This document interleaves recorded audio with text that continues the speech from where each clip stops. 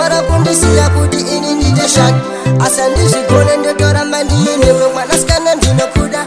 Usandisiye mwanasikana ndinokuda. Ndapatawo usandisiye usandidarawo. Iwe mwana iwe hatokwanangu yekuti ini newe tikurorana.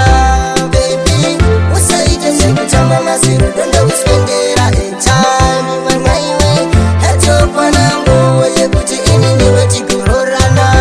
Baby usaite sekutamba masiro dondo kuspendera time. Ndinokuda zviri hati ukandisiya ndega ndinoita kunge hati.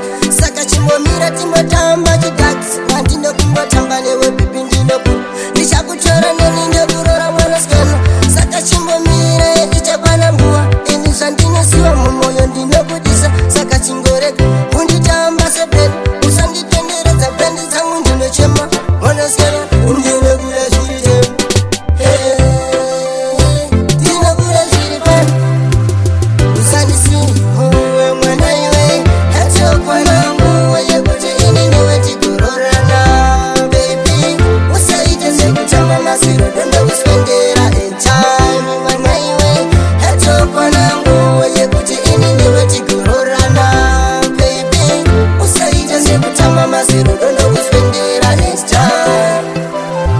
Yeah, Mr. Clicked, yo Pragoza, what you say?